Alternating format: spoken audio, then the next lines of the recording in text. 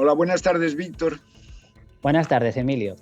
Me alegro porque tenía ganas de que reemprendiéramos esta sección en la que tanto has intervenido también, diálogos entre ciencia y democracia.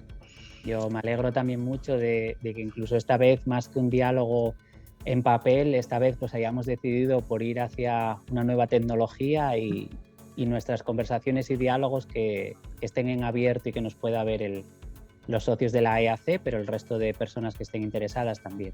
Vale, bueno, pues hoy es un día un poquito especial y lo saco porque igual surge a lo largo de la conversación. Contigo hemos estado haciendo cosas de trabajos, de análisis, y esta vez que tú estabas desbordado por las muchas de las que hablaré, porque me voy a ocupar del capital humano, que creía que era necesario, que hasta ahora no se habían introducido en los diálogos. Hoy nos han publicado el primer artículo sobre ese concepto nuevo de paradoja o paradojas antrópicas. Y es un instrumento que queremos que sea como una posibilidad de abordar el análisis de unas sociedades tan complejas como las que tenemos, en las que lo que hay, y lo hemos resumido así recientemente, son mares de contradicciones y 40 años casi de pesadillas. Así que bueno, pues si te parece, te paso la palabra ya, porque bueno, situamos hoy el diálogo sobre capital humano, que creo que nos hacía falta. Sí, sobre todo yo creo que muchas gracias por la introducción. Además el artículo ya he tenido ocasión de leerlo y es muy interesante. Yo creo que cada vez vamos a la sociedad actual, con todas las incertidumbres, con todo lo que hemos pasado del COVID, ahora la guerra, la situación, pues la inflación, problemas energéticos. Sí, realmente es complicado tener una línea a veces de pensamiento y probablemente nos demos contradicciones porque no somos capaces quizás de pensar en el bien común y casi preocuparnos en un momento de resolver un problema muy concreto sin pensar digamos, a largo plazo o las consecuencias, ¿no? Pero bueno, centrándonos ahora en el capital humano, creo que sí, lo que habíamos ya comentado otras veces y que viene especialmente a colación en estos momentos por la reforma de la ley de ciencia. Y yo creo que es muy importante, que yo creo que en otras leyes se ha obviado y en esta se debería tener muy en consideración que la parte quizás más importante de la ciencia y del desarrollo de la ciencia son las personas que trabajan en la ciencia y que realmente todas las leyes, aunque podamos pedir pues, que se reduzca burocracia, que se aumente el presupuesto de investigación y ciencia, que por supuesto es importante, que legislemos cómo hay que transferir a la sociedad todo el conocimiento, si no somos capaces de tener personas en buenas condiciones que generen ese conocimiento, la ciencia no va a poder avanzar. Estoy totalmente de acuerdo contigo, lo sabes, ya es una obsesión, pero además es que precisamente esta ley, que ha intentado hacer un esfuerzo en personal, a mí me ha preocupado por un hecho que además se reflejó en los medios de comunicación, que es el hecho de que con esa forma de retribuir adicionalmente al personal investigador en España, funcionariado como funcionarios, se habla de los quinquenios y de los sexenios. Quinquenio es la actividad normal y cómo se desarrolla, y los sexenios son, reconocer la excelencia o el trabajo así que sobresale. Y entonces, bueno, me sorprendió que se había producido un conflicto porque no se reconocía como quinquenios de gente que había trabajado a las personas que habían desarrollado actividad en centros internacionales o incluso en las universidades. Es decir, esto para mí ya significaba el desconocimiento total de lo que puede significar el personal en investigación. Sí, y luego además es un poco que viene, como tú decías, a colación con las contradicciones, ¿no? que comentabas tú en este artículo que habéis publicado. Es una contradicción, por un lado, decir que no queremos que haya endogamia en las universidades, que no queremos que haya endogamia en los centros de investigación, pero luego solo damos estos pagos de reconocimiento del esfuerzo, como pueden ser los quinquenios, solamente a las personas que han trabajado en esa institución. Tú, si una persona que venga de fuera, no le vas a poder dar ese pago o ese reconocimiento, mientras que aquel que no se mueva de su institución es el que recibe el premio. Entonces realmente es una contradicción. Bueno, pues es paradigmática. Por eso es esta historia de las contradicciones y las paradojas antrópicas. Pero es que además es algo que para mí refleja el desconocimiento, y por eso me ha hecho resucitar mi vieja y continuada idea de la necesidad de un estatuto especial para el personal investigador. Porque esto lo llevo diciendo desde que me incorporé a la política científica, y esto ya hace unos cuantos años, décadas, porque no se puede comprender. Es decir, una cosa es ser estatuto de funcionario y otra cosa es ser un servidor público que necesita un estatuto especial. Y esto es lo que la investigación no necesita fundamentalmente. Como hemos recogido en el informe de la EAC, pues ya sabes que yo me he planteado, pues no propuestas, sino razones por las que no puede ser. La primera es por la enorme complejidad de la organización de la investigación. Es decir, eso no tiene parangón con nada. Es decir, complejo puede ser correos, por poner un ejemplo que yo aprecio mucho, porque la llegada de la información lo aprecio mucho históricamente, ¿no? Pero bueno, es que eso no tiene nada que ver con la investigación, con la enorme diversidad, con la necesidad de personal de diferentes tipos, con la necesidad de que todo eso se mantenga y funcione coordinadamente. Primera característica. La segunda es qué valores predominan en la investigación. Pues curiosamente, la cooperación y la generosidad. Eso no quiere decir que los funcionarios no tengan que ser generosos, pero claro, el funcionario está actuando con un personal ajeno. Todo el mundo que trabaja en investigación está trabajando en algo que tiene que ser reconocido como propio. Si eso no se produce, es algo, podríamos estar jugando hasta el sabotaje, ¿no? Sí, por utilizar así un término que a lo mejor a la gente que ve series le suena mejor. Entonces, es decir, esto no tiene sentido. El tercer elemento que me preocupa muchísimo, y además está teniendo el reflejo en lo que está ocurriendo ahora, son las oposiciones. He estado siempre en contra de las oposiciones. La suerte que tuvimos los que accedimos primero al CSIC fue que no teníamos que hacer oposiciones. Eso fue porque después de la Guerra Civil, pues la Institución Libre de Enseñanza, que había establecido las primeras formas de remunerar al personal, pues no existían. Se heredó la Junta por Albareda, que el hombre se había formado en la Junta y creó lo del CSIC. Inspirado, por cierto, en la organización de la Academia de Ciencias de la URSS. Eso lo menciono siempre. Entonces, bueno, se crearon unas escalas propias. Y bueno, durante el tiempo que esta cosa permaneció, que estaba Albareda, que estaba el país buscando además su identidad después de la guerra, con todas las cosas, pues bueno, pues ahí estuvimos. Pero claro, en el momento en que llega ya un proceso de cercanía a países que tenían que conocernos, que teníamos que trabajar con ellos, pues llega un ministro, que yo lo he agiado siempre, que es Lora Tamayo, padre, que el hombre lo que hace es pues establecer una visión, una carrera funcionarial, creando un terrible problema de administración, porque las escalas del CSIC es muy difícil de comparar con los niveles que hay en la administración. Y tú puedes apuntar algo en esto para no seguir hablando yo solo. Es decir, el profesor, que no se llamaba profesor, sino investigador al principio, 29. El colaborador científico, 27. El ayudante científico, término que se usaba, además bastante sorprendente, 25. Esos eran cargos que en la administración se usaban para situaciones especiales de designación, casi no llamamos a dedo, pero para personas que no están acudiendo a las escalas normales. Eso para empezar. Entonces, nos hemos estado moviendo desde ahí, estamos hablando de bastantes años atrás, Y hemos seguido con esto. ¿Qué pasó luego? Pues luego se creó la escala de profesor, porque los investigadores querían acercarse a la universidad para dar, en fin, todas estas cuestiones.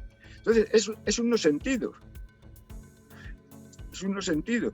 Pero es que además, el problema es que oposición, tal como se configura en España para el acceso a la carrera funcionarial, está siendo un problema brutal, porque evidentemente no se puede juzgar por los mismos criterios, insisto, que las personas que vayan a cumplir acceso a la policía local, por muy cuestionado que esté hoy, porque ha habido un sitio donde parece que han hecho no sé qué cosas, correos, gente que vaya a prestar servicio en Renfe. Es decir, no tiene nada que ver, a pesar de la diversidad y la riqueza de esos trabajos. Entonces, pero es que además, a la gente que forma parte de los tribunales, y los estamos sufriendo porque un amigo nuestro común está en 3 tribunales para el acceso de científicos e investigadores, que son, uno, todas las humanidades, otro, todas las ciencias sociales, y ahora una cosa nueva que se ha descubierto y que cuesta mucho, que es la interdisciplinaridad, o lo que sea. En fin, están gastando tal cantidad de tiempo que yo hoy mismo le estaba diciendo a mi amigo Jesús Rey, ¿por qué no cuentas las horas que has estado y hacemos un cálculo de lo que en relación con tu salario está costando todo esto? Aparte de que te está detrayendo la mente, la salud y tu moral y tu responsabilidad moral, porque son situaciones absolutamente, ¿cómo vas a poder juzgar a tal diversidad de personas? Entonces, esto es absurdo. Y luego, la cuarta y última cosa que abogo siempre es que no hay horarios. No hay horarios. Tú que has trabajado en microbiología, yo que he trabajado en microbiología, tú que trabajas en microbiología, cuando están creciendo los microorganismos... Están creciendo los microorganismos, no tenemos otra, otra forma. Vamos a su ritmo. Y cuando hay un agitador y cuando hay una máquina que tiene que funcionar, cuando estás haciendo una colección de fracciones, cuando estáis haciendo ahora algo en lo que yo no trabajo, que es la genómica, por ejemplo, pues, ¿qué horarios hay? No hay horarios. Y luego, en esencia, no estamos sirviendo a nuestra sociedad directamente, estamos sirviendo a una sociedad en general, al mundo, a la ciencia, de la que se va a beneficiar nuestra sociedad en tanto en cuanto seamos mejores, más creativos, más imaginativos, no más inspirando confianza o seguridad, que es lo que tiene que hacer un funcionario, sino justo en lo contrario. Cuanto más agredamos, seamos agresivos con lo establecido. O sea que es absolutamente un sinsentido para mí.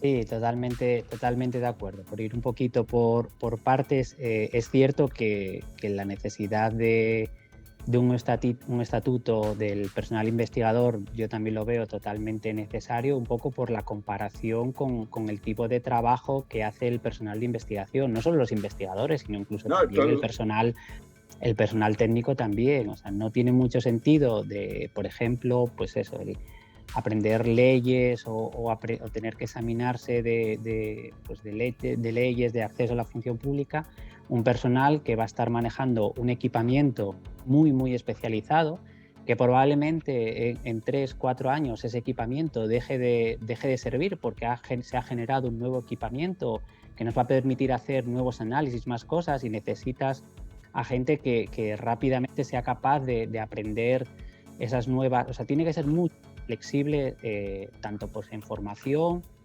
como en el acceso de lo que tenemos ahora, ¿no?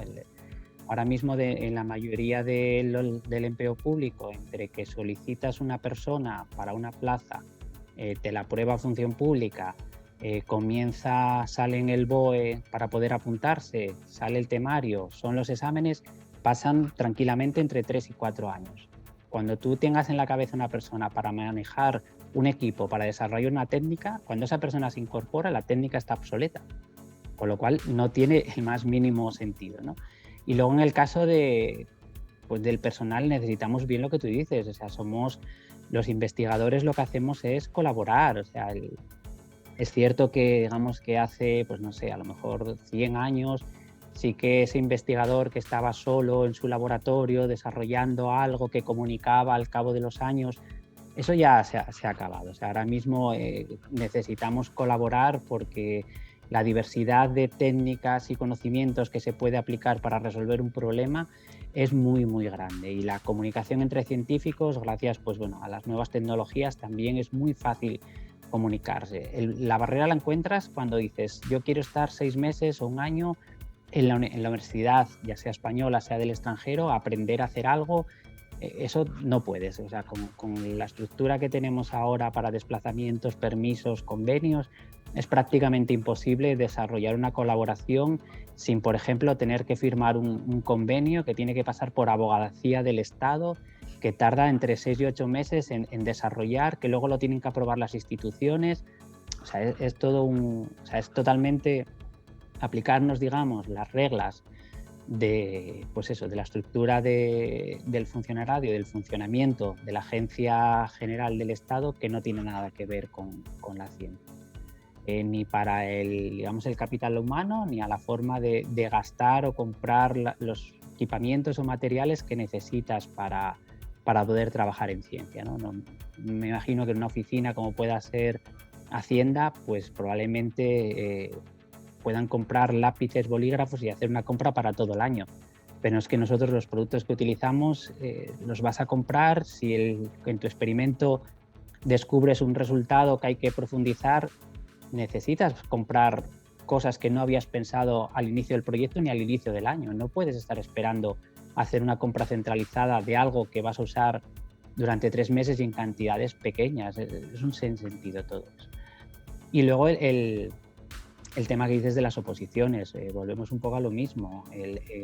Como bien dices, o sea, agrupar oposiciones en grandes áreas de conocimiento, al igual que se puede agrupar a los funcionarios de correos o a los funcionarios de Hacienda, tampoco tiene mucho sentido, porque digamos, en el mundo de la ciencia actual hay una gran especialización. O sea, el científico puede tener unos conocimientos generales de ciertas técnicas, en nuestro caso, como decías, podemos tener conocimientos de microbiología, pero tú trabajabas en un tipo de microorganismos con unas membranas tratando de desarrollar, mientras que yo estoy más trabajando pues, con bacterias que se encuentran en alimentos, focalizado en calidad y seguridad. Pero también hay gente que está en funcionalidad y los conocimientos actuales son tan diversos y divergentes a veces que por un lado necesitamos alguien a la hora de juzgar el acceso, alguien que tenga esos mismos conocimientos y muchas veces son difícilmente comparables y a su vez necesitamos mecanismos que nos permitan colaborar entre nosotros. Entonces realmente también pienso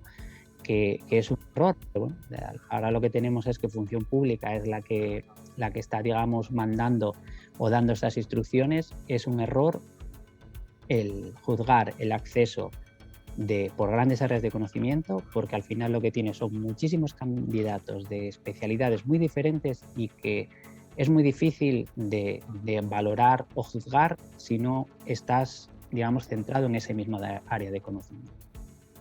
Puedes decir, bueno, pues vamos a algún tipo de cuantificación que pueda ser totalmente objetiva, que serían pues, los famosos índices de impacto, el número de publicaciones, pero eso ya hemos visto que no funciona. Realmente todas las instituciones actualmente están denostando el sistema de evaluación de los investigadores por esas métricas que han destrozado realmente la ciencia, con el famoso publica o muere, el buscar la revista por el índice de impacto, no por el conocimiento, el tratar de publicar tantos artículos o 5 o 10 artículos al año porque al final necesitas ponerlos en una balanza, porque es lo que al final es una balanza, es prácticamente al peso, y no se puede valorar el conocimiento que has generado. Y si eso realmente supone, como bien decías, un avance transgresor, no se puede evaluar con esas métricas. Y la única forma de ir a esas evaluaciones con áreas de conocimientos tan grandes es ir hacia esas métricas, lo cual es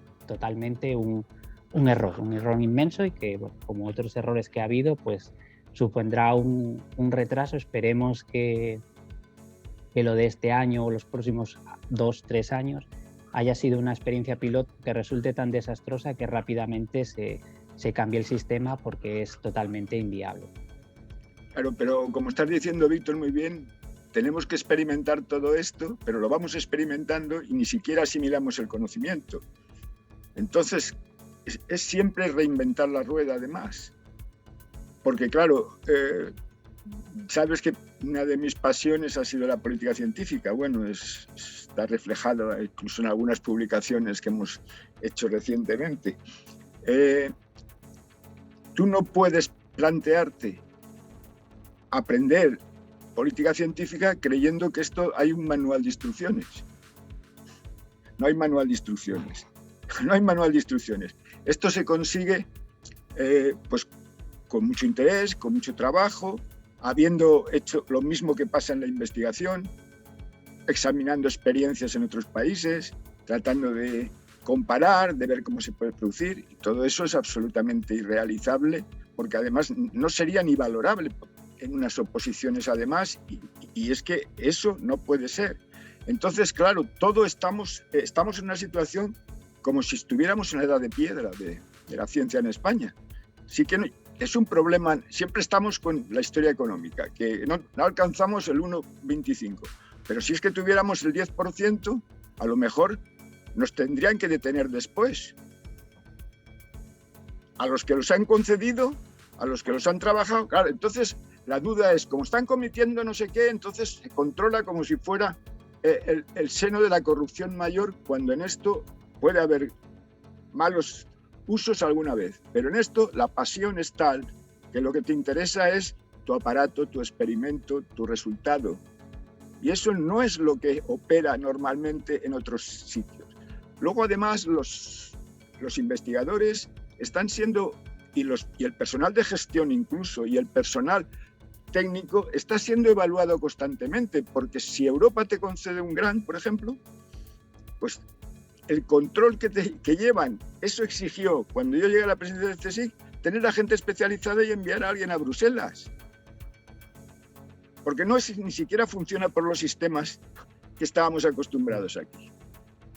Eso, entonces, son tales cosas que te llevan a una situación de desesperación, porque te estás dando cuenta, sobre todo para una persona que ya está después de muchos años de todas estas actividades, que es un no sentido. Y no hay forma de convencer a nadie, porque como nadie sabe, pues es imposible. Máxime en una sociedad que en este momento la gente ya no se cree siquiera y lo que está escuchando como no sea algo que le interese. Entonces, el interés de las personas en España del funcionariado normal con la ciencia, me imagino que está muy alejado, salvo que hayan algunos tenido la oportunidad de haber trabajado algún tiempo profundamente en la gestión de la ciencia en alguna institución científica. Pero si no, nada. Yo sé por algunos amigos que han tenido contacto con los abogados del Estado que han llegado al CSIC, porque en la época que yo tenía la presidencia no había estas personas, solo teníamos 2 interventores en todo el sector de la investigación, uno del Ministerio de Educación y otro del CSIC. No había más. No había abogados del Estado. En fin. Entonces, llegan los abogados del Estado, y me lo ha dicho muchas veces, pues como un amigo, Vicente Larraga, que ha tenido relación, me dice, los abogados del Estado duran en el CSIC lo que un caramelo en la puerta de un colegio. Se van corriendo. Sí, es que es demasiado complejo las cosas. Yo cuando la diversidad de temáticas que te puedes y situaciones les desborda completamente. Sí, que además son incapaces de comprenderlo. Y no es una crítica, simplemente es que no tiene sentido. Es que un abogado del Estado no debe de estar en una institución investigadora. Eso no quiere decir que estés al margen de, no, pero lo que es algo completamente diferente. Entonces se ha creado luego una burocracia que es un peso tan tremendo que hace además prácticamente que la gente sufra también y se desmoralice porque no se encuentra con las formas normales, sobre todo si alguien ha trabajado en laboratorios más o menos de los países de nuestro entorno. No tiene nada que ver. No, totalmente no tiene nada que ver.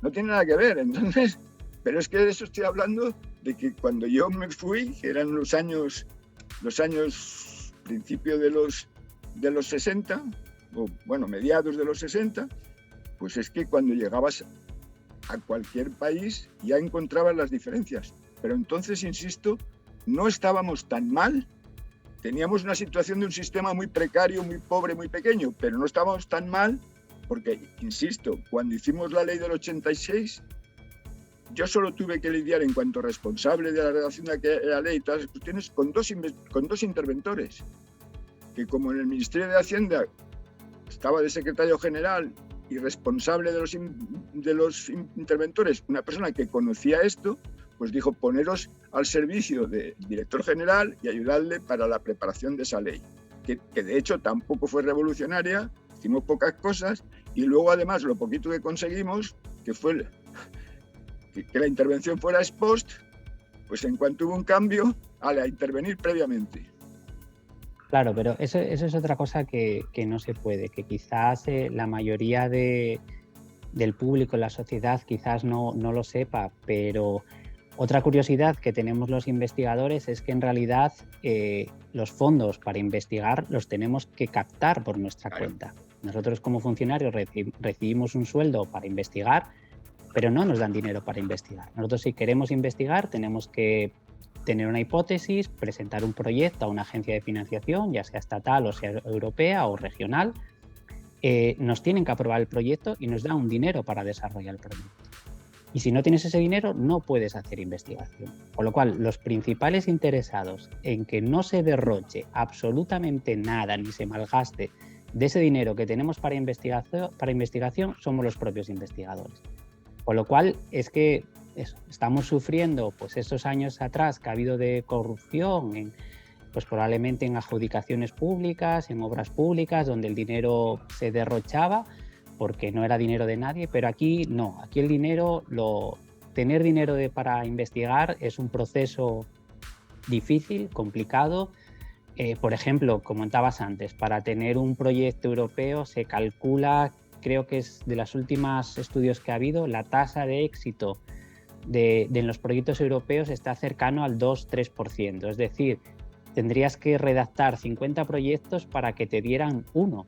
Con lo cual, si lo consigues, la gestión la vas a hacer, vas a mirar y cuidar que todo el dinero se invierta en contratar personal, en comprar equipamiento, en hacer análisis y no se te ocurre ninguna otra cosa, porque probablemente a lo mejor en 2-3 años se te acaba esa financiación y no tienes una garantía de... No es como si tuvieras dinero, digamos, un dinero de la administración que tuvieras todos los años para realizar tus proyectos, no. Necesitas asegurarte esa financiación de forma externa. Con lo cual todo lo que tienes lo miras al detalle y buscando siempre el sitio donde puedes comprar cualquier producto o un equipo donde puedas ahorrar, porque sabes que ese dinero que no gastes en ese equipo vas a poder comprar otro equipo o vas a poder comprar otro producto o vas a poder tener contratado una persona para hacer trabajo de investigación durante 3 meses más. Con lo cual, o sea, somos los primeros interesados en hacer esa gestión lo más eficaz posible y no es una gestión digamos que se puede hacer como con las normas que hay ahora de la Administración General del Estado, como decías, con intervención previa. Como para cualquier cosa que quiera hacer, voy a tener que pedir permiso, si muchas veces al principio del proyecto te planteas unas hipótesis, pero bueno, no todo si todo lo que fuera a salir en el proyecto lo supiéramos de antemano, no investigaríamos. Es decir, a la medida que vas obteniendo resultados, tienes que plantear nuevas hipótesis y a veces para comprobarlas necesitas cambiar la estrategia inicial. Si no has pedido permiso, ¿cómo vas a poder desarrollar esa parte? Bueno, pero es imposible. Lo más sorprendente, porque yo en los últimos tiempos he tenido la fortuna al ya ser emérito, aunque ahora incluso parece que hasta los eméritos les permitían tener proyectos, pero que no podíamos tenerlos, sino que, bueno, trabajábamos en otros, era esta obsesión de que tenías que prevenir quién iba a darte una conferencia. Si no figuraba en el proyecto, no podía. Tú suponte que estás trabajando en microbioma, se concede por fin un premio Nobel sobre microbioma y lo ha conseguido un francés que además trabaja en Montpellier. Dices, qué maravilla, vamos a invitar a esta persona que va a venir por muy poco dinero, va a dar... No puedes, porque claro, no sabías, en fin, quiere decir, es tal sinsentido que es raro que no haya más problemas de salud mental entre los investigadores ahora que con todas las tensiones se está preocupando mucho la gente por la salud mental. Hubo un momento que en algún centro hubo suicidios, pero fue esporádico, creo, fue un tiempo, no me acuerdo cuándo. Yo ya había dejado la gestión, pero sé que hubo algún periodo en el que en algún momento hubo suicidios. Pero vamos, lo digo con todo el dolor del corazón, es que es para volverse loco. Sí, de hecho... Si no fuera por lo que lleva esto de creatividad, de necesidad, de que es algo que lo que te interesa a ti es justo tratar de sacar cosas que puedan ser luego dichas y publicadas y que nadie te pueda contradecir después y que sea lo mejor posible. Sí, no, los problemas de salud mental cada vez, como bien dices, cada vez están reconociéndose, afortunadamente, reconociéndose cada vez más, y es cierto que sobre todo en los investigadores jóvenes, yo creo que es la peor, quizás, es la etapa más ilusionante. Yo creo que si tienes ganas te gusta la investigación, tienes vocación, el conseguir un contrato predoctoral para realizar tu tesis doctoral es una de las etapas quizás más apasionantes, porque estás aprendiendo todo, aprendes de grandes maestros, de compañeros, pero es cierto que tienes mucha presión, no solo presión por obtener resultados, sino actualmente esa precariedad, no saber si cuando acabes la tesis doctoral vas a poder seguir, si vas a tener que irte al extranjero porque no hay oportunidades en España, cuánto tiempo vas a tener que estar fuera, si vas a poder volver con tu familia. Son periodos de gran incertidumbre que te generan mucha ansiedad, sumada, a la presión, como decíamos antes, de publicar o morir. Entonces, bueno, es normal que se produzcan ese tipo de situaciones y, como bien dices, quizás menos de las que uno esperaría cuando conoce cómo funciona el sistema y un poco de lo que nos espera a los que decidimos entrar por pasión en la investigación. Pero bueno, también lo mismo, yo creo que poco a poco hay cosas que sí que van mejorando y esperemos que esta ley de ciencia pues no suponga una oportunidad perdida y que muchos de esos aspectos se puedan recoger y mejorar. Y si no, pues nos tocará, como otras veces, seguir pidiéndolo para la siguiente modificación de ley de ciencia, que, como bien dices, alguien sea capaz de aprender de lo sucedido, de tomar lecciones y de aplicarlas en el nuevo desarrollo de una nueva ley. Bueno, es que además hay otra figura que también primero los que hemos trabajado, segundo los que nos ha preocupado la política científica, la figura del postdoctoral. Esa figura ha sido siempre decisiva en la ciencia. Si queremos sacar una anécdota, yo siempre saco en el campo de la biología el tema de los anticuerpos monoclonales. Un argentino que trabajó en Oxford porque salió de Argentina, por razones que también los argentinos han tenido que experimentar muchas veces, César Milstein, pues con un postdoctoral suizo, Kohler, fue con los que descubrieron los anticuerpos monoclonales. De hecho, es la primera vez quizá que un postdoctoral fue galardonado con el premio Nobel, aunque este chico tuvo la desgracia de morir joven. Bueno, es que ese postdoctoral es decisivo. Bueno, así es. Yo, en cierto modo, cuando pude decidir que iba a ser investigador, fue cuando contacté para marcharme como postdoctoral a Bélgica. Simplemente me entrevistaron indirectamente, expuse algunas cosas, muy pocas, y me ofrecieron un salario que era 5 veces el que ganaba un profesor aquí en aquellos momentos. Pues yo le dije a mi novia, pues nos casamos y ya veremos, emprendemos el mundo y ya está. Porque efectivamente, bueno, pues era así. Luego, cuando llegué como segundo postdoctoral, que ya no era, mi segunda estancia fuera en Nueva York, cuando llegué con una beca de la Fundación Mar, que eran muy buenas para la época española, eran buenas las internas y eran razonables para el extranjero. Cuando llegué con eso me dijeron, pero ¿usted cómo va? Usted, que es una persona que ya tiene una carrera... No, rápidamente le suplementamos, le nombramos Research Associate. No hubo oposición, no hubo tribunal, no había nada más que trabajo, interés común, referencias cruzadas y ya está. Claro, todo eso es la forma para funcionar en ciencia. Eso está Sí. en las antípodas del concepto que tenemos aquí en este país. Y no hay forma. Quizás es la etapa de postdoctoral, digamos, que es la decisiva, siguiente etapa crítica, porque es cuando puedes desarrollar todo lo que has aprendido durante tu tesis doctoral y empiezas, digamos, un poco no digamos a pensar solo, porque sí que es verdad que durante la etapa predoctoral también tienes que pensar y aportar ideas, pero ya no tienes esa tutela de tu director de tesis. Es el momento de demostrarte a ti mismo y a los demás que después de la tesis doctoral eres capaz de realizar una investigación. Y también es un momento que es muy, muy apasionante y realmente, si no damos oportunidades a esas personas para que desarrollen todo ese conocimiento, toda esa iniciativa que tienen, volvemos a lo mismo, será un fracaso. En este caso, además, yo creo que las estancias postdoctorales en el extranjero son muy positivas, por un poco lo que dices, lo que comentabas tú antes, o sea, conocer cómo funciona el sistema de ciencia y tecnología en otros países de nuestro entorno o en Asia o en Estados Unidos es altamente enriquecedor para un investigador, de tal forma que tú puedas estar 2, 3, 4 años en esas instituciones o en más de una institución. Tampoco tiene por qué limitarse a una única estancia postdoctoral y después regresar a España para aplicar todo lo que has aprendido, todas esas experiencias. Pero claro, necesitas en lo mismo, una estabilidad. No puedes incorporarte con un contrato de 1 año o 2 años porque en ciencia los tiempos no funcionan así.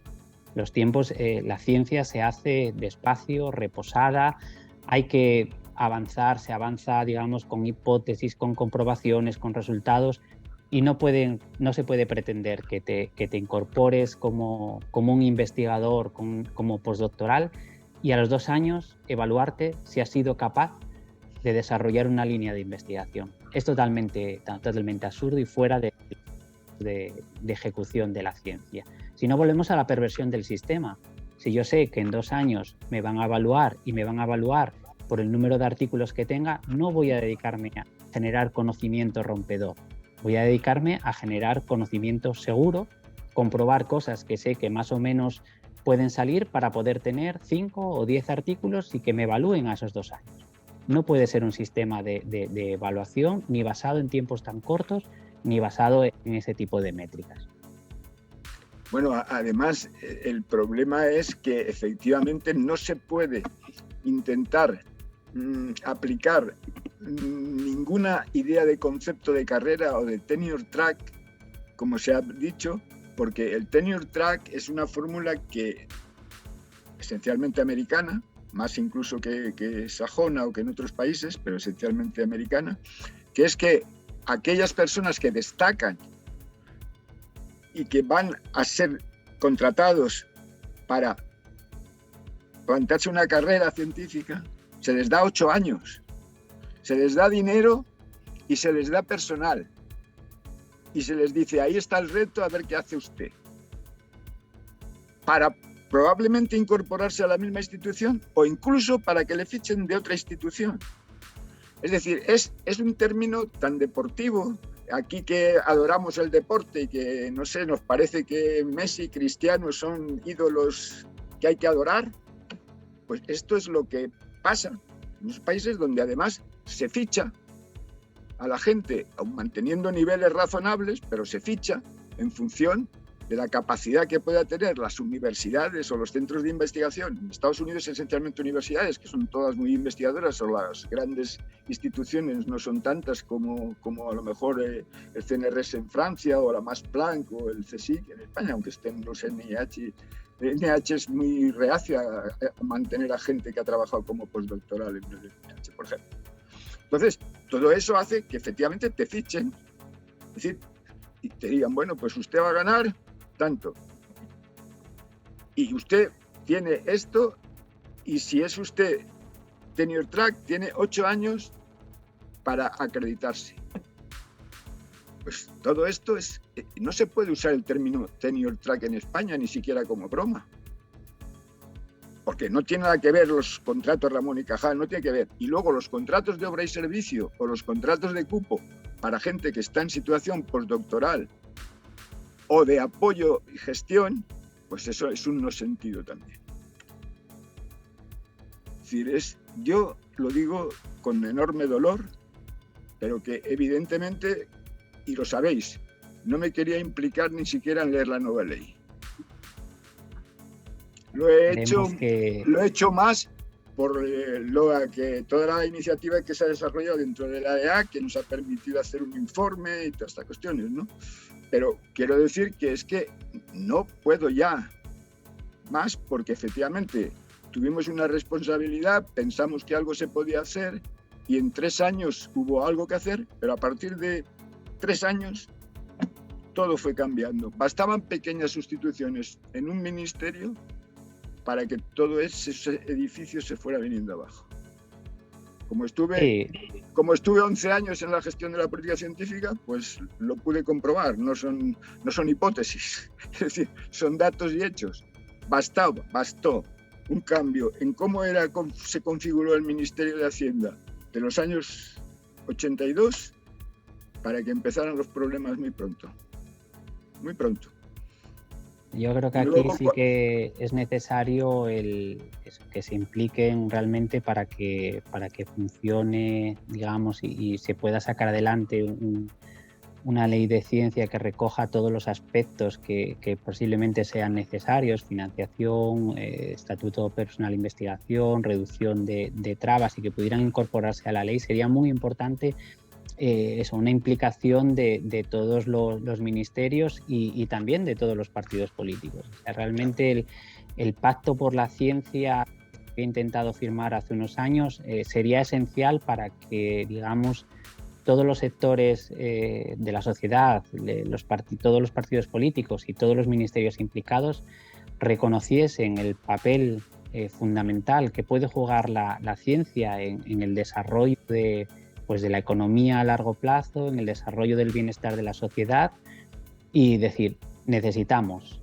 este pacto por la ciencia, queremos apostar realmente por la ciencia y estamos todos de acuerdo en que hay que hacerlo. Si no, realmente, como dices, cualquier pequeño cambio en un ministerio, cualquier pequeño cambio o un cambio completo de gobierno, pues va a llevar al traste muchas de las iniciativas que se pueden estar generando. Entonces, bueno, yo creo que sí que es de las asociaciones como la Asociación Española para el Avance de la Ciencia, una asociación ciudadana, pues tenemos que aportar nuestro granito de arena tratando de hacer ver la importancia de la ciencia para la sociedad y la necesidad de reconocimiento y apuesta realmente por la ciencia como instrumento desarrollador de economía, desarrollador de futuro y de bienestar.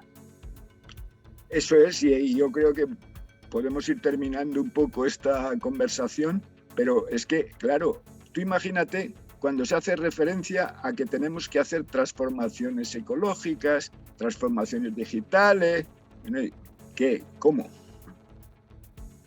Y luego lo que desgraciadamente ha sido, y esto sí que también es otra espina que tengo clavada, es la dejación ya que se ha hecho en términos de cesión hacia China de toda la producción industrial. ¿Para qué vamos a hablar de las mascarillas? ¿Para qué vamos a hablar de los respiradores? ¿Para qué vamos a hablar, como la COVID ha puesto de manifiesto? ¿Para qué vamos a hablar cuando en una decisión de globalización decidió el mundo occidental que quería divertirse con la especulación, con la economía especulativa y quizá con los servicios, y no preocuparse de producir conocimiento, tecnologías, etcétera?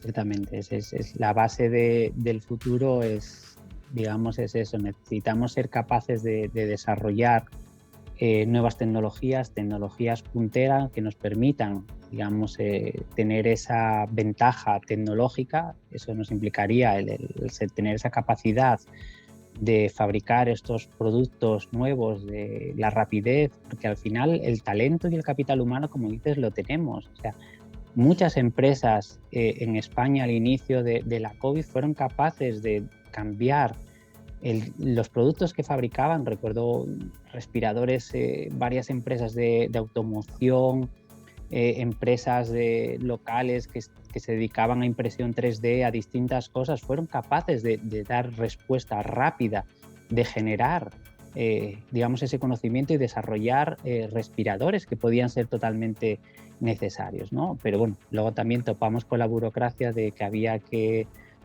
certificarlos, adaptarlos, digamos que en una situación de emergencia a lo mejor no se debería haber sido un poco más flexible, pero bueno, el conocimiento quedó y muchos de esos respiradores ahora mismo se pudieron, porque la mayoría de ellos eran una tecnología económica y que se podía, digamos, escalar fácilmente, pues se han podido utilizar en algunos países también del tercer mundo y digamos que no fue un conocimiento perdido. Pero bueno, como bien dices, la COVID nos demostró que necesitamos tener ese desarrollo tecnológico, ese conocimiento, y para poder, digamos, aplicarlo pues, en caso de emergencia, pero incluso en la vida normal. Digamos, todos los desarrollos tecnológicos que sean beneficiosos para la sociedad deberíamos ser capaces de desarrollarlos y fabricarlos. Y eso es lo que habría que fomentar. No intentar salvar, que con todo el respeto, a la gente que ya tiene una salida empresarial, pero que está circulando siempre en círculo vicioso. Porque claro, si tenemos que vivir solo del turismo, solo de los bares, solo del ocio, pues es bastante triste, porque obviamente, y esa fue un poco la atribución que se nos dio en este reparto de cuando decidió el mundo occidental a globalizarse de esta forma. Y claro, eso es también sensible, pero el capital humano sí está claro. ¿Qué fácil ha sido para los medios encontrar a una persona que pudiera hablar por las empresas que fabricaban vacunas? Que había españolas. Es decir, entonces el talento está, el talento ha estado, pero claro, si nos preocupa más otras cosas, que hay que, insisto, respetarlas, pero hay que tener las estrategias suficientes, y eso sí que es verdad. Y ahora invoco a mi admirado Santiago Ramón y Cajal, que hace un siglo pues ya decía que es que el mundo empresarial español y económico nunca había sido capaz de entender ya la ciencia. Y eso pues epigenéticamente, culturalmente, éticamente está metido, porque así nos vamos evolucionando y así vamos desarrollándonos. Y hacen falta pues pequeñas revoluciones tranquilas, pero revoluciones. Bueno, creo que tenemos que cerrar esta vez, Víctor. Esta es una experiencia nueva. Bueno, también hice un pequeño ejercicio otra vez anteriormente con Jesús, que también se recogió en la EAC, con Jesús Rey.